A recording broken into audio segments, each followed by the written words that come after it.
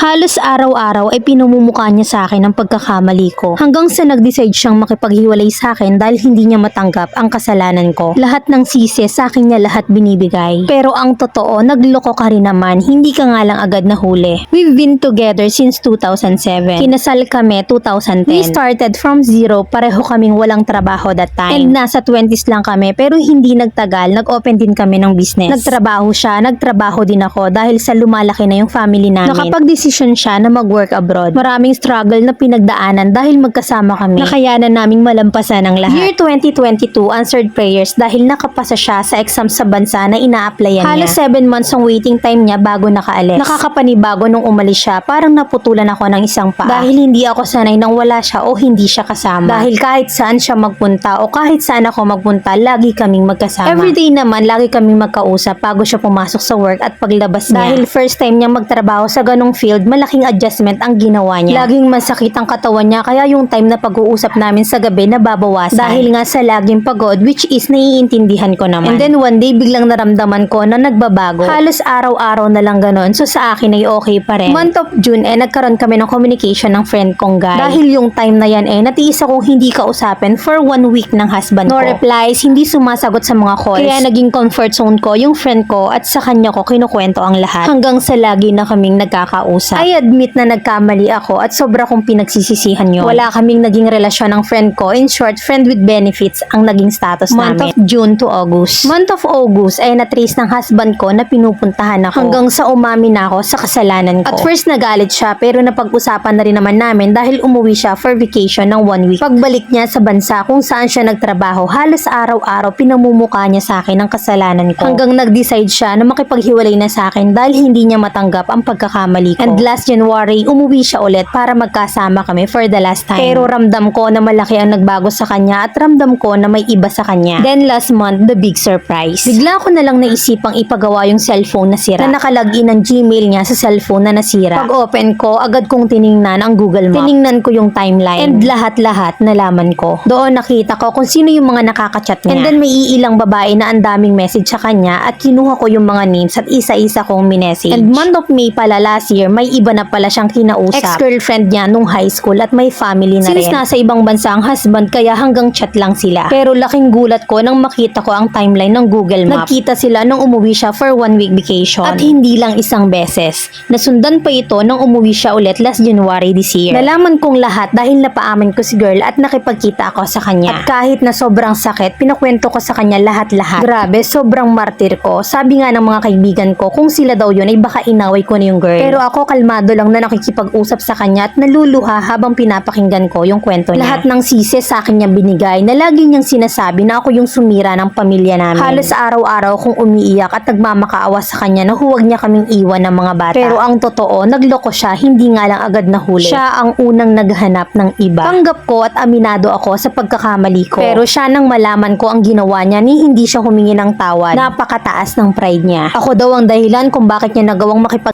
sa iba dahil gusto niya akong gantihan. Pero nung nag-start siyang mag-cheat, sobrang okay namin. Pero ako pa rin ang sinisisi niya dahil nauna akong nahuli. Sobrang mapaglaro ang tadhana. Pareho niya kaming sinubukan at pareho kaming natalo nito. But until now ay umaasa pa rin ako na isang araw ay babalikan niya kami. Hindi ako magsasawang maghintay kahit ilang babae pa ang dumaan sa kanya. Tatanggapin at tatanggapin ko siya. 3 months na kaming hiwalay at tumigil na ako ng pagmamakaawa sa kanya. Mula nang nalaman ko ang lahat ng ginawa niya. Pati mga bata, pinili niyang kalimutan at idamay sa kasalanan hindi lang ako ang may gawa. Tanggap ko at pinagsisisihan ang ginawa ko sa asawa ko. Kaya hindi ko siya agad sinukuan. Wag lang tuluyang masira yung pamilya namin. At nang malaman ko ang ginawa niya, wala na akong naramdamang galit. Bagkus ay pinatawad ko na sila. Kahit walang sorry akong narinig sa kanya. Letter sender, Gemma. Mami, sana nung nakaramdam ka ng pagbabago sa asawa mo, sana dun sa instinct mong yon, inalam mo kung bakit nagbago at nag-imbestiga ka. Hindi ka tumigil hanggat malaman mo kung anong problema sa kanya. Kaso ina nang gigil talaga ako sa part na lalaki yung nahanap mo. Imbes na alamin mo kung bakit nagbabago yung asawa mo. Tapos friends with benefits ka pa. Walang label pero nagpa-tsuktsak. Anong tindi? Paano mo i-justify sa tao na siya yung unang nagloko ikaw yung unang nahuli? Diyos ko, bakit gano'n na naging plano mo? Paano kung halimbawa